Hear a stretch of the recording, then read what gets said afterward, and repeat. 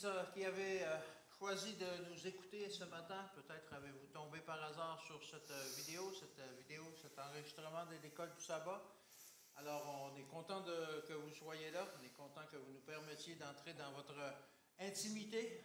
Alors, ce matin, on veut partager avec vous la parole, une étude biblique. Et ce matin, on commence un nouveau trimestre qui est sur l'Évangile de Jean. Alors que le dernier trimestre, on avait fait l'Évangile de Marc. Ce trimestre-ci, c'est l'Évangile de Jean. Alors, c'est ce qu'on va étudier au cours de ce trimestre. Mais tout d'abord, je dois vous présenter ceux qui vont m'assister dans cette étude.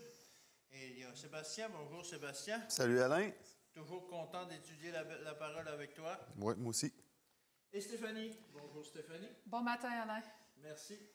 Toi aussi. Merci. Alors, ce matin, on va parler justement des signes qui indiquent le chemin, la première leçon de ce trimestre. Mais avant de commencer, on doit, comme on doit toujours faire, demander l'assistance du Saint-Esprit parce qu'on ne veut pas que ce soit nous qui enseignons, mais que ce soit qu'on se fasse le canal pour que le Saint-Esprit puisse passer. Et parce que c'est son message, c'est le message divin qu'on veut transmettre et non un message humain. Tu veux prier pour nous? Oui. Notre Père Céleste, on aimerait te remercier de ta présence ce matin. On aimerait que tu nous remplisses de ton Saint-Esprit, que ce soit toi qui parles à travers nous, que ce soit ton message qui soit transmis à tous les auditeurs qui nous écoutent. On te demanderait qu'eux aussi soient remplis de ton Saint-Esprit. C'est au nom de Jésus qu'on prie. Amen. Amen. Alors, pour débuter cette leçon sur l'Évangile de Jean, il faut un peu savoir qui était Jean. Jean, c'était le plus jeune des disciples, celui-là des apôtres, celui-là qui suivait Jésus et qui se désigne comme ce disciple-là. On retrouve ça dans Jean 21, 23. Et dans Jean 21, 20, il se définit lui-même comme le disciple que Jésus aimait. Alors, est-ce que Jésus aimait plus Jean que les autres? Je ne crois pas. Mais on peut sentir dans cette appellation-là qu'il se donne lui-même, qu'il ressentait particulièrement cet amour-là que Jésus avait pour eux tous, mais pour lui, ça le touchait vraiment. Alors, on peut dire que peut-être que Jean était plus sensible que les autres, mais il se voyait vraiment comme celui que Jésus aimait. Alors, j'aimerais ça porter le même titre. J'aimerais ça ressentir, mais je le ressens de plus en plus aussi à mesure de notre cheminement chrétien. Comment Jésus nous aime. Mm-hmm. On le comprend de plus en plus par son sacrifice et tout ça, lorsqu'on médite là-dessus, lorsqu'on lit la parole, comment c'est impossible que ce n'est pas un amour humain. Mm. Et cet amour-là, c'est vraiment du divin. Et Jésus avait cet amour-là. Jean ressentait ça, cet amour-là que Jésus avait pour l'humanité. Mm-hmm. Et pour lui en particulier, et c'est la même chose pour nous, on doit ressentir cet amour-là, nous-mêmes particulièrement, parce que Jésus serait venu pour une seule personne, pour moi. Wow, c'est dur à croire. C'est dur à croire, effectivement. Ouais. Des milliards de personnes sur la Terre, et si tout le monde aurait refusé, seulement moi qui aurais accepté, il serait venu quand même pour moi. Alors, je donne l'exemple pour moi, mais c'est pour vous aussi, hein? C'est la même chose. Alors, le disciple que Jésus aimait, je veux être ce disciple que Jésus aimait, sensible à cet amour. Le prénom Jean aussi, qu'est-ce que ça veut dire? C'est une belle signification. Ça voulait dire dans leur langage à l'époque, le Seigneur fait grâce. Alors, Jean portait le nom justement de la grâce, du pardon des péchés, que Jésus est venu sur la mission qu'il est venu. Et on retrouve dans le verset à mémoriser aussi, on peut le prendre, c'est dans Jean 20, au verset 30 et 31. Jean 20, verset 30 et 31, et ça dit ceci.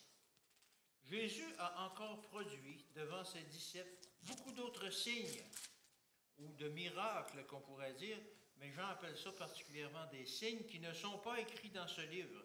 Mais ceux-ci sont écrits pour que vous croyiez que Jésus est le Christ, le Fils de Dieu, et que par cette foi, vous ayez la vie en son nom. Alors, c'est un peu, Jean est un peu en train de nous dévoiler le but, le motif, pourquoi il a écrit cet évangile-là. Il dit, j'ai J'ai juste répertorié quelques miracles qu'il a fait, mais il en a fait beaucoup d'autres, beaucoup d'autres. Il appelle ça des signes. Et pour la raison pour laquelle, pour que vous croyiez que Jésus est le Christ, l'envoyé de Dieu, le Sauveur, et que par cette foi, la foi en Christ, en Jésus, le Fils de Dieu, vous ayez la vie en son nom. Alors c'est cette étude-là qu'on va faire ce trimestre-ci. Comment Jean, par ses écrits, nous conduit à Jésus qui sauve, à Jésus qui délivre. Et parlant de ces miracles, Jésus a commencé sa vie par quelques miracles, et le premier, ça a été aux noces de Cana. Mais c'était un miracle qui avait un sens parallèle, alors que vous savez que le miracle des noces de Cana, c'est la transformation de l'eau en vin. On peut retrouver un verset parallèle dans Deutéronome 26 au verset 8. Deutéronome 26 au verset 8. Et ça dit ceci, ça dit, « Et l'Éternel nous fit sortir d'Égypte », c'est Moïse qui parle, « à main forte et à bras étendus, avec des prodiges de terreur, avec des signes et des miracles. » Alors on sait qu'à cette époque-là, Moïse était un type de Jésus et qu'on peut prendre un peu son exemple. Et on voit que Dieu a fait sortir le peuple d'Égypte avec des signes et des miracles. Et de la même façon, lorsque Jésus est venu sur terre, il a aussi effectué des signes et des miracles pour nous convaincre de le suivre, pour nous convaincre de le laisser transformer nos vies. Alors c'est Dieu qui a délivré Israël à ce moment-là, et c'est Dieu qui nous délivre aujourd'hui, nous les chrétiens qui avons pris la suite d'Israël. Alors, on parle aussi dans Deutéronome 18, au verset 15. On annonce justement un prophète. Ça dit ceci, Deutéronome 18, 15. « L'Éternel, ton Dieu, te suscitera du milieu de toi, d'entre tes frères, donc de la descendance du peuple hébreu, un prophète comme moi, vous l'écouterez. » Encore une fois, c'est Moïse qui parle, mais il est en train d'annoncer justement la venue de Jésus qui viendrait sur terre pour nous délivrer. Et il nous fait une recommandation spéciale. Vous l'écouterez, vous l'écouterez, c'est lui qui a la vérité qui peut délivrer. Alors, on voit que dans le Deutéronome, justement, on parle du salut du peuple hébreu qui était pris en Égypte, etc., qui a été délivré. Mais dans le livre de Jean, on nous parle de la vraie délivrance, la délivrance du péché. Et par ça, on va voir aussi que les mêmes signes ou des signes semblables ont été effectués pour nous convaincre, nous, aujourd'hui, que Jésus est le Christ, le Fils de Dieu, venu pour nous sauver. Et il a fait aussi d'autres signes. On peut penser à la journée de lundi. Oui. Suite à... Tu viens de parler du premier miracle qu'il a fait. Eh bien, il est retourné à cet même endroit. Puis Jean, hein, il spécifie, là, il mentionne qu'il est retourné à cet endroit-là. Donc, il doit y avoir une raison. Et c'est sûrement pour nous dire que Jésus, quand il est arrivé là, bien, il était déjà connu. Il était déjà... le monde avait vu les miracles qu'il avait faits. Donc, il était dans un terrain où ce que les gens le connaissaient. Ils savaient ce que Jésus était capable de faire. Et puis, dans le récit, il y a un noble qui semble croire en Jésus. Alors, ça se passe dans Jean 4. On va commencer au verset 47. Ayant appris que Jésus était venu de Judée en Galilée, il alla vers lui et le pria de descendre et de guérir son fils qui était près de mourir. Donc, on va enchaîner tout de suite au verset 48. Jésus lui dit, « Si vous ne voyez des miracles et des prodigues, vous ne croyez point. » Donc, suite à sa demande, Jésus, il ne dit pas oui, il ne dit pas non. Et on voit aussi qu'on peut constater aussi la popularité de Jésus. Parce que le mot s'est répandu rapidement. Jésus est arrivé, puis déjà, Ayant appris que Jésus était venu de juger, il alla vers lui. Donc, il l'a appris assez rapidement parce que lui, il ne vivait pas là. OK. Il est parti de Capernaum pour venir le trouver. Il a entendu dire « Ah, Jésus va être là ». Fait qu'il est parti, il a embarqué sur son cheval. Hein. Dans ce temps-là, il n'y avait pas d'auto. Puis, il est parti pour aller voir Jésus immédiatement pour sauver son fils. Et puis, on comprend aussi que le noble, dans cette histoire, a probablement accepté Jésus comme son sauveur, mais il l'a accepté à condition qu'il réponde à sa demande. Qu'il fasse un miracle. Parce que c'est sûr que nous, en tant qu'hommes, on ne peut pas voir ça, mais ici, dans le récit, Jésus, lui, l'a vu. Hein? Jésus s'est rendu compte que l'homme n'était pas à 100% sincère dans cette demande. C'était conditionnel. C'était conditionnel. Par contre, Jésus a quand même reconnu qu'il y avait quand même une foi. Parce qu'il est quand même parti de Capernaum. Oui. Il s'est tapé 5-6 heures de route pour aller voir Jésus. Donc, à quelque part, il y a quand même une petite foi qu'on peut appeler. Oui. Mais ce n'est pas une foi parfaite. Et donc, Jésus, lui, il a tout détecté ça.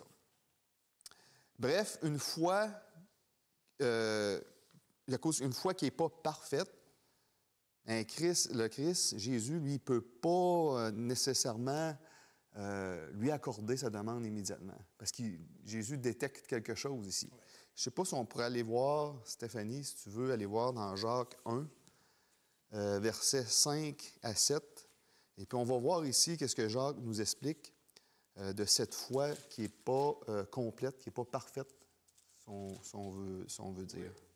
Si quelqu'un d'entre vous manque de sagesse, qu'il la demande à Dieu, qui donne à tous simplement et sans reproche, et elle lui sera donnée. Mais qu'il la demande avec foi, sans douter. Car celui qui doute est semblable au flot de la mer, agité par le vent et poussé de côté et de l'autre. Qu'un tel homme ne s'imagine pas qu'il recevra quelque chose du Seigneur. Donc, si on demande, on croit à Jésus, on demande, on n'a pas cette foi parfaite, ça ne veut pas dire qu'on va avoir la réponse à notre demande. Et Jésus l'a vu. Puis Jésus, par contre, il ne donne pas une réponse, oui ou non. Hein? Si on va dans Jean 4,49, on va voir sa réponse. L'officier du roi lui dit, Seigneur, non, excusez. On l'a déjà lu au 48, si vous ne voyez pas, si vous n'avez des miracles et des prodiges, vous ne croyez point. Donc, c'était sa réponse. C'est un peu un reproche. Un reproche. Et puis, pas parfaite. Ouais. Et puis là, on ne sait pas à quel moment, c'est-tu 5 minutes plus tard, c'est-tu une demi-heure plus tard, on ne sait pas, mais l'officier du roi lui dit, Seigneur, descends avant que mon enfant meure. Alors là, on voit qu'il s'accroche quand même. Là. Il s'accroche. Il veut le miracle. Donc, est-ce qu'il y a une transformation qui s'est faite? Nous, on ne peut pas le voir, mais Jésus, lui, le voit. Et immédiatement, Jésus lui dit, va, lui dit Jésus, ton fils vit. Et cet homme crut à la parole que Jésus lui avait dite et s'en alla. Donc, oui, il y a eu une transformation qui s'est faite. Il y a eu une réflexion. Il était probablement choqué de la réponse de Jésus. Qu'est-ce qu'il était en train de dire? Toi, si tu ne fais pas de miracle, tu ne croiras pas. Ouais. Fait qu'il aurait pu pogner les nerfs, il aurait pu être fâché de cette réponse, puis s'en aller. Puis... Non, il y a une transformation qui s'est produite. Sa réflexion. Oui. Donc, il retourne. À ce moment-là, son cœur est rempli de joie et de paix. Oui. Et il retourne chez lui. Mais sa foi est déjà mise à l'épreuve. Oui. Parce que Jésus ne va pas avec. Il dit « va ». Donc, il doit s'en aller avec l'espérance que Jésus a vraiment fait le miracle. Là. Parce que dans ce temps-là, il n'y a pas de cellulaire. Là. Il ne peut pas appeler sa femme. « Hey, le petit, es-tu guéri? » Non, il doit se taper 5-6 heures de route. Et puis, aller voir si vraiment son fils est guéri. Donc, sa foi est immédiatement mise à l'épreuve. Mais on va voir dans l'histoire qu'il est rempli de joie et de paix. Il retourne à la maison. Comme j'ai dit, c'est environ 5 heures. Et puis là, au verset 52 du chapitre 4, il leur demanda à quelle heure il s'était trouvé mieux. Et ils lui dirent, hier, à la 7e heure, la fièvre l'a quitté. Parce que ses serviteurs, là, ils l'ont comme rencontré à quelque part. Sont venus, ouais, eux, ils étaient excités. Oui. Donc, ils sont venus à sa rencontre pour lui dire. Oui. Ton fils vit. Donc, et pourquoi qu'on peut affirmer qu'il y avait qu'il était en paix et qu'il y avait de la joie dans son cœur? Et moi, je n'avais jamais remarqué ça. Mais on se rend compte que il a rencontré les serviteurs la journée d'après. Oui, c'est ça, c'est le Donc, lendemain. exactement. Donc, le miracle s'est passé à 1 heure d'après-midi. Donc, si on calcule, mettons qu'il est parti vers 1h30, Oui. 5 heures, 6 heures de route, Oui. il serait supposé d'arriver sur l'heure du souper, cette même journée. Mais non, il est arrivé le lendemain. Le lendemain, oui. Donc, moi, ça me laisse savoir que l'homme est parti en paix. L'esprit en paix. Il a pris son temps. Il a peut-être arrêté quelque part manger. Il a dormi. Oui. Il est reparti le lendemain. Oui. Parce que moi et toi, moi en tout cas, là, je sais bien que probablement j'aurais pris mon cheval puis je serais parti le plus vite possible sans arrêter pour voir s'il est vraiment guéri. Mais lui, non. Il était en paix. Il avait confiance. Il avait confiance. Et donc, ce qu'on voit, c'est un homme transformé. Oui. C'est un homme qui a acquis cette foi parfaite, complète. Ça lui a donné la paix, ça lui a donné la joie. Et c'est une famille, au fond, qui a été transformée. La famille au complet, son fils, sa femme, je peux imaginer qu'ils vont être au ciel lorsqu'on va se... Et c'est ça, d'une faible foi, Jésus, en quelques phrases, en quelques minutes, en quelques temps, a réussi à faire la transformation Ouais. du cœur de cet homme et agir, comme tu le dis, sur sa famille. Parce que chaque miracle qu'on voit, oui, il y a une guérison, mais il y a une guérison plus que physique. Il y a toujours le spirituel derrière cette guérison-là. Puis... C'est ce que Dieu veut, Ouais. qu'on guérisse spirituellement. Ouais. Dans plusieurs miracles, d'ailleurs, dans l'Évangile, on voit, il dit, plutôt que dire, tu vas être guéri, tes péchés sont pardonnés. On voit vraiment que c'est le spirituel que Jésus vive, la guérison du spirituel. Le physique, c'est secondaire. Oui. Et il a fait aussi un miracle à la piscine. Est-ce que Jésus allait pour se baigner? Pas cette fois-là. OK. Là, il a quitté les lieux d'où est-ce qu'il se trouvait, puis il est monté à Jérusalem parce qu'il y avait une fête. C'est ici marqué au verset 1 du chapitre 5 qu'il y avait une fête des Juifs. Là, Jésus est monté à Jérusalem. C'est pas dans toutes les histoires que c'est les personnes qui courent à Jésus. Ouais. Dans cette histoire-là, spécifiquement, Jésus va vers la personne qu'il ne recherche même pas. Et ça, c'est Non, encourageant. c'est vrai. Fait que là, imaginez-vous la scène, c'est les versets 1 à 9. Jésus arrive à Jérusalem, puis il se dirige à la piscine de Bethesda, où il y a 5 portiques. Et puis là, cette place-là est remplie de personnes. C'est comme l'hôpital du coin. Elle est remplie de personnes de toutes les maladies possibles, des cas lourds. Ils attendent la mort, là, ils attendent la délivrance, ils n'ont plus de recours, ils sont là. Ils sont là pourquoi? Vous rappelez-vous, c'est pas... La Bible le mentionne pas vraiment, mais les commentaires bibliques le mentionnent un peu plus. Il y a une légende en arrière de cette piscine-là.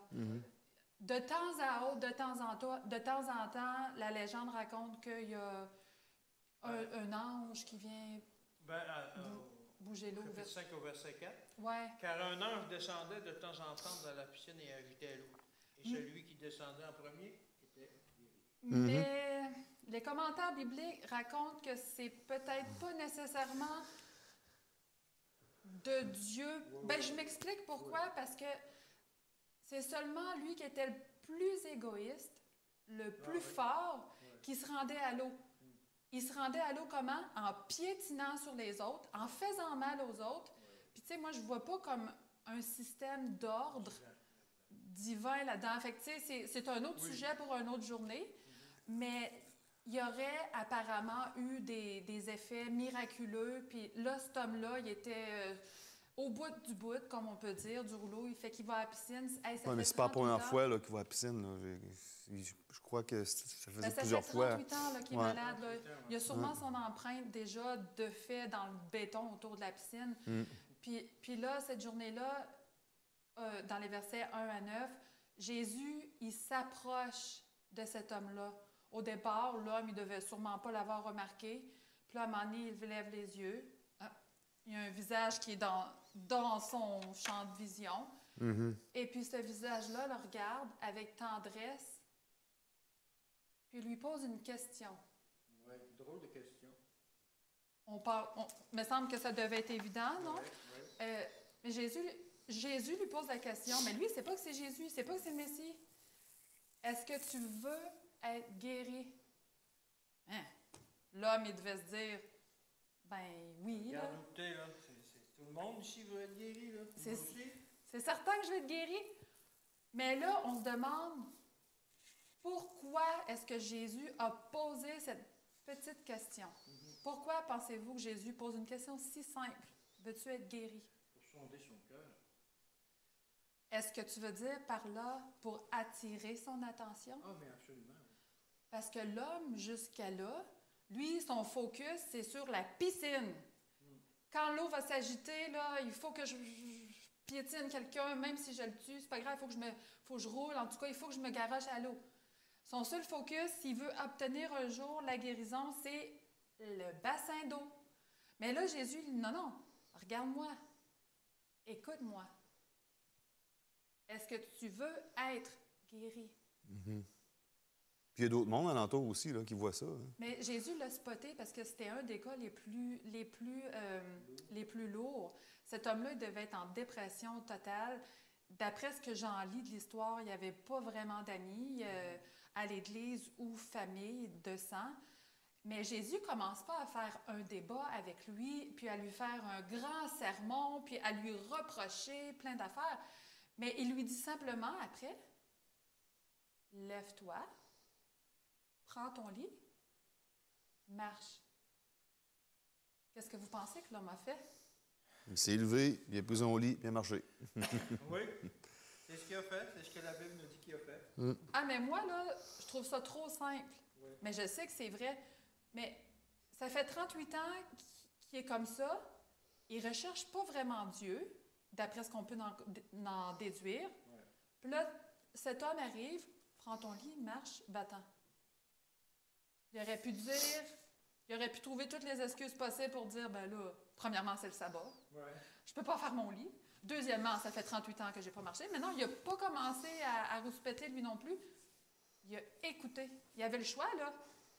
Puis ce petit choix-là, à une petite réponse très simple, a changé le cours du reste de sa vie, puis on en parle encore dans les écrits en 2024. Oui. Il s'est levé. Sa tête a dit oui. Il s'est levé, puis son corps, ses muscles se sont réveillés, ils ont revenu à la vie et ils ont suivi sa volonté. Il a plié son lit, il est reparti. Il n'a pas eu besoin de physio, hein? Il n'a pas eu besoin de physio, non. Mais c'est ça. C'est arrivé un jour de sabbat, mais on va en parler un peu plus tard. Je ne sais pas si c'est cette semaine ou dans la leçon 5. Ouais. Mais il y a des conséquences, apparemment, à faire le bien, le sabbat. Mais je tiens à vous lire une citation excellente tirée du livre Jésus-Christ. Écoutez, s'il vous plaît. Ce cri, « Oh, malheureux que je suis! Qui va me délivrer de ce corps de mort? » Ces âmes qui luttent dans le découragement doivent regarder en haut, pas à la piscine. Le Sauveur, il s'incline, vient à nous sur ces êtres dont il a payé le rachat par son sang. Et il le demande avec tendresse et pitié inexprimable. Veux-tu retrouver la santé? Il leur ordonne de se lever en possession de la santé et de la paix, comme tu mentionnais, la paix. N'attendez pas de sentir que vous êtes guéris. Croyez à sa parole et elle s'accomplira. Placez votre volonté du côté de Christ. Décidez à le servir, agissant d'après sa parole, et vous recevrez la force nécessaire. Quelle que soit la mauvaise habitude, la passion maîtresse qui trop longtemps a dominé sur votre âme et sur votre corps, le Christ peut et veut vous délivrer. Amen. Et Et on décrit ici une foi active, comme le paralytique. Ouais. Lève-toi, prends ton lit et marche. On y va. Et c'est la même chose aujourd'hui, si on veut être délivré d'une mauvaise habitude, comme tu l'as mentionné, ou peu importe laquelle c'est, agis et crois, ou l'inverse plutôt, crois et agis, et après ça, la délivrance va venir. La force, Dieu nous donne la force. Oui, oui. Mais parfois, on a le cœur endurci. Qu'est-ce que ça fait de rejeter le Saint-Esprit pendant toute une vie, pendant 10 ans, pendant 20 ans, pendant 30 ans? Oui. Moi, j'ai eu le cœur endurci pendant longtemps. Et puis un jour, je me suis avoué vaincu. Bon. Là, alors, l'homme quitte. Et puis là, au verset 10, c'était un jour de sabbat. Aïe, aïe, aïe. Ah! Les Juifs dirent donc à celui qui avait été guéri, « C'est le sabbat. Qu'est-ce que tu fais là? Il n'était pas permis d'apporter ton lit. » Il y a 39 lois chez les Juifs traditionnels. Là. Il y a 39 types de lois. Non, pas 39 lois, mais il y a 39 types de lois juste par rapport au travail défendu OK. le jour du sabbat. Ah, ouais. Dont une qui est de ne pas transporter quelque chose d'un point A au point B. Donc ici, il y a cette faute-là. Puis il y a une autre faute aussi qui s'est commise, qui est très disgracieuse, c'est d'avoir fait un miracle le sabbat alors que ce n'était pas une urgence. Parce que ça fait 38 ans. Pourquoi? Fait qu'il aurait pu faire le dimanche ou le lundi. Oh, je te dis. Quel péché. Quel sacrilège. Ah, quel sacrilège. Et puis là, au verset 11, il leur répondit. Ça, c'est le malade là, qui s'est fait guérir. Oui, ouais. Celui qui m'a guéri m'a dit, prends ton lit et marche. Donc, je l'ai fait. C'est ça. Fait qu'on reconnaît, on voit ici que cet homme a reconnu une autorité plus puissante que celle de la loi humaine. Là. Parce que s'il n'aurait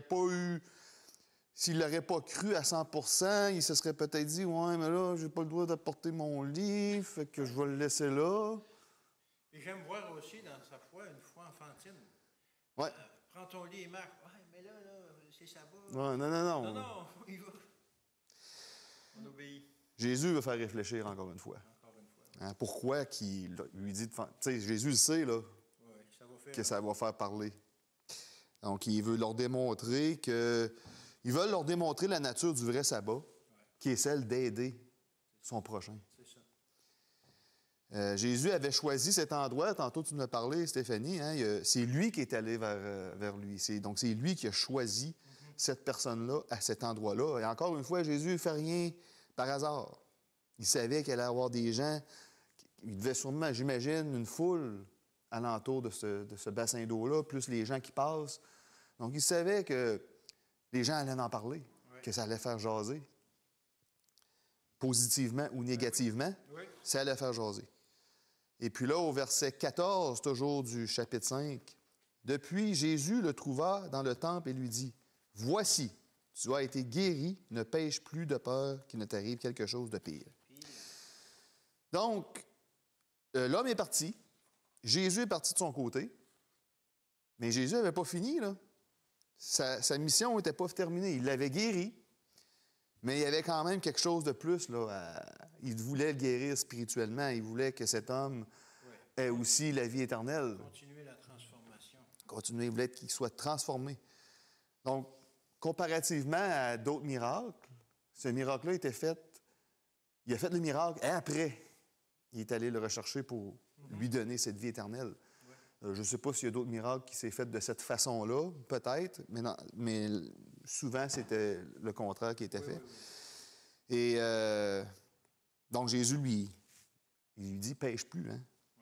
Parce que là, on voit que ça donne un indice que l'homme était paralysé, probablement par un péché qu'il avait commis et qui lui causait du stress, etc.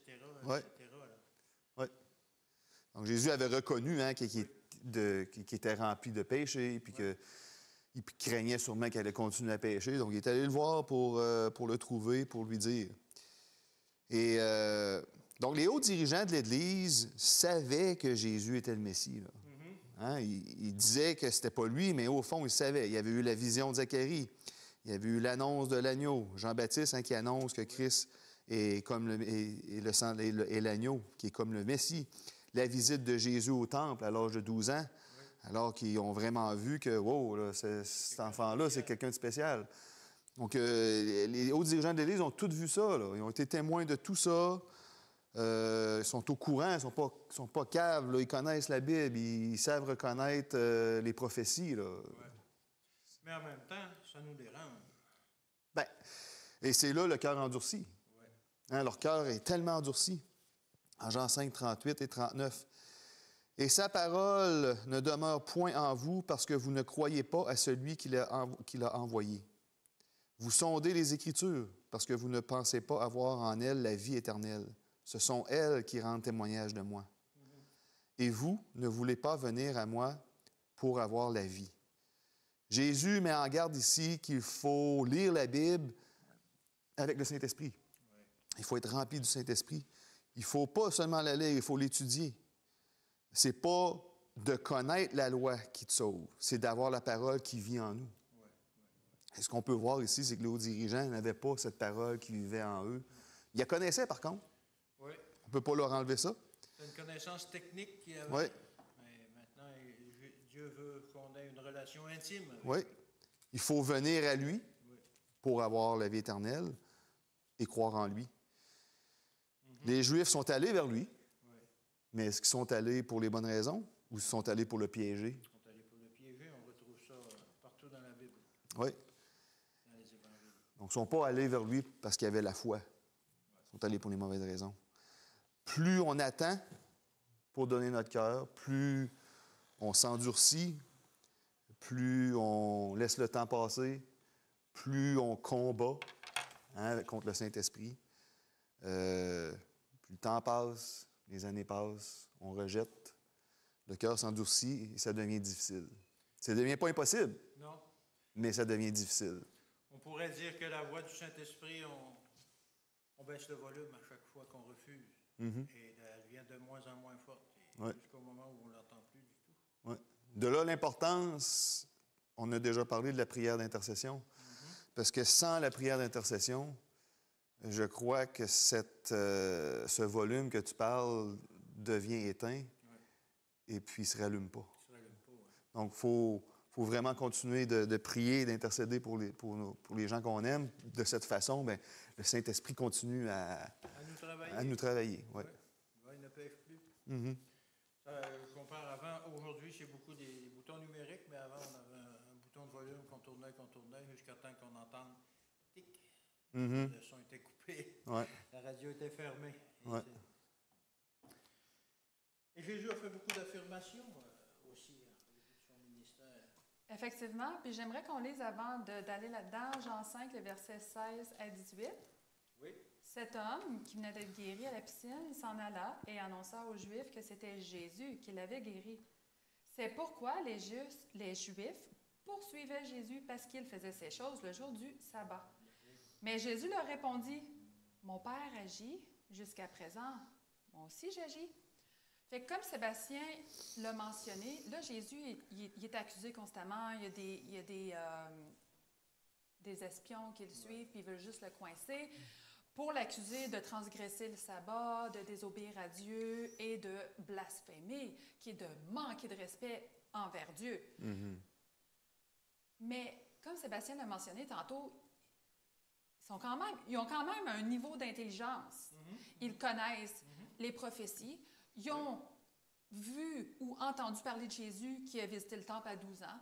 Ils ont vu ou entendu les rois mages qui se sont présentés à sa naissance, les bergers, la chorale d'anges qui est apparue aux bergers. Ça fait beaucoup de témoins. Puis c'est pas fini. Il y a aussi Jean-Baptiste, cette voix qui criait dans le désert avant que Jésus commence son ministère.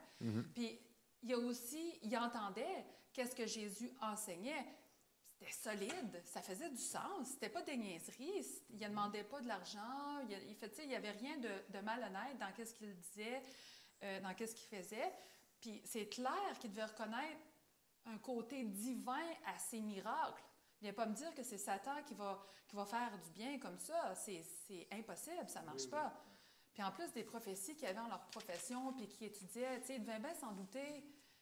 En tout cas, mais malgré toutes les évidences, Jésus nous donne des preuves.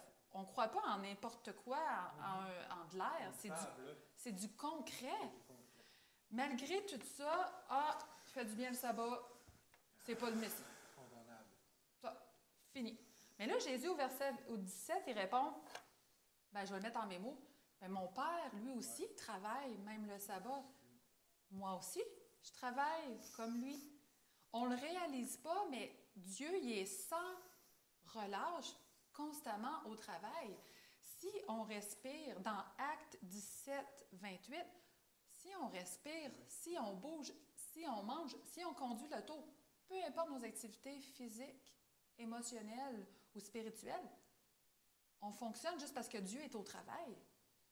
Tu es en train de dire qu'on dépend entièrement de Dieu. Hey, si tu débloques la télévision du muscle, elle va fonctionner. C'est la même chose. Exactement. C'est la même chose, mais on ne le réalise pas, ça. Dans le ministère de la guérison, écrit par Ellen White, il y a une très petite citation que je trouve tout à fait merveilleuse. Par les moyens de la nature, Dieu agit, travaille jour après jour, heure après heure, instant après instant, pour nous maintenir en vie, nous fortifier et nous restaurer. Fait que là, le jour du sabbat, Dieu nous garde vivants. Le jour du sabbat, c'est tout à fait normal qu'on aide les autres à être heureux puis à jouir pleinement de la vie, parce que c'est ça le but. Dieu ne veut pas des sacrifices. Tiens, toi, égorge-moi des moutons à journée longue. Non, il veut qu'on soit heureux, il veut qu'on soit en santé, il veut qu'on soit en paix avec lui, avec les autres. Mais pour les chefs religieux, ça va faire. Fait que là, Jésus, il reprend la parole. Puis, dans le même chapitre 5 de Jean, des versets 19 à 47, là, Jésus il va faire plein d'affirmations. De là, le titre de la leçon d'aujourd'hui. Oui. Verset 19-20, on vient de le lire. Ce que mon Père fait, je le fais. Les actions de Jésus sont en parfaite harmonie avec les actions de Dieu. On dit tout le temps, faire la volonté de Dieu, il faisait la volonté de Dieu. C'est comme si Dieu lui-même le faisait. En fait, c'était l'expression ultime de son amour envers nous. Quand on aime quelqu'un, on veut l'aider. Peu importe si c'est un sabbat ou un mercredi. Verset 21, le Père a la vie, donne la vie. Oui. Jésus donne la vie. Le Père a le pouvoir de ramener les morts à la vie. Jésus, il a le pouvoir de ramener les morts à la vie. Exact. Le Père, Jésus, les deux, ont le pouvoir de ramener aussi le cœur à la vie, ce qu'on appelle la nouvelle naissance, de devenir un chrétien. Les versets 22-23, c'est marqué que le Père ne juge pas, mais c'est Jésus qui juge. Pourquoi est-ce que là, Jésus fait quelque chose que le Père ne fait pas? Bonne question, là. Je n'ai pas la réponse. Qui est-ce qui a été envoyé sur la terre pour effectuer le plan de sauvetage? C'est Jésus. Fils. Qui est-ce qui a porté nos péchés? Le Fils. Qui est-ce qui nous a donné l'exemple? Qui est mort sur la croix? Jésus. D'un point de vue légal, Jésus remplit toutes les cases, les conditions pour être celui qui peut effectuer le jugement, parce qu'il connaît, il sait, il a marché dans nos souliers. Puis là, il nous invite à marcher dans ses souliers. OK? Oui. C'est pas fini. Il rajoute au verset 23 qu'il est impossible d'aimer, d'honorer Dieu sans aimer et honorer Jésus. Non, ça chatouille les oreilles, là. Les dirigeants, même nous, on dit « j'aime Dieu ». Mais est-ce qu'on aime vraiment Dieu si on n'aime pas Jésus? Et comment est-ce que notre niveau d'amour est mesuré? Ça se mesure. Vous savez comment? De la façon qu'on traite les autres. Exactement. L'amour à l'horizontale va déterminer à quel point on aime à la verticale, qu'on aime Dieu. Oui. Puis en plus de ça, qu'il y ait eu Jean-Baptiste, au verset 31 et 36, que Jean-Baptiste ait été là ou pas, Jésus n'a pas besoin d'un humain pour déclarer qu'il est le Messie, que ses actions sont en règle avec Dieu, parce que si on examine bien sa vie, de la façon qu'il est né, qu'il a vécu sans péché, ses enseignements, ses actes de miséricorde, tous ses miracles, sa mort, sa résurrection, tout ça c'est encore d'autres preuves. Ça confirme, ses actions, sa vie confirme qu'il est celui qu'il est. Les dirigeants sont encore de la bouche bée. Oui, oui. Mais là, je m'arrête ici parce que là, je vais aller dans la leçon 5. Ah. C'est beau. Hey, c'est le fun, hein? Je continuerai. C'est bien. Ben oui, on aime ça, avoir cette passion-là pour les Écritures, de les comprendre premièrement, et ensuite de les transmettre. Alors, on espère que ce message qu'on a tenté de vous transmettre aujourd'hui l'a été par le Saint-Esprit, et qu'on a prié pour qu'il nous anime et qu'il vous atteigne aussi. Alors, on vous remercie d'avoir été là, mais on doit terminer par une prière pour rendre gloire à Dieu, justement, de ces merveilles qu'il nous enseigne. Tu veux prier pour nous? Oui. Merci, Seigneur Dieu, de nous avoir donné la preuve la plus grande qu'il soit, d'avoir révélé ton caractère à travers Jésus. Seigneur, tout ce qu'on peut penser, tout ce qu'on peut ressentir, quand on regarde les preuves, les faits, on n'a aucune raison de douter de qui tu es, de qu'est-ce que tu fais et qu'est-ce qui va se passer. Seigneur, pardonne nos fautes. Pardonne-nous individuellement et pardonne à ton Église, Seigneur. Aide-nous à nous réveiller et de réaliser l'heure. Tu reviens bientôt, Seigneur. La moisson est prête. Fortifie-nous. Au nom de Jésus, Amen. Amen.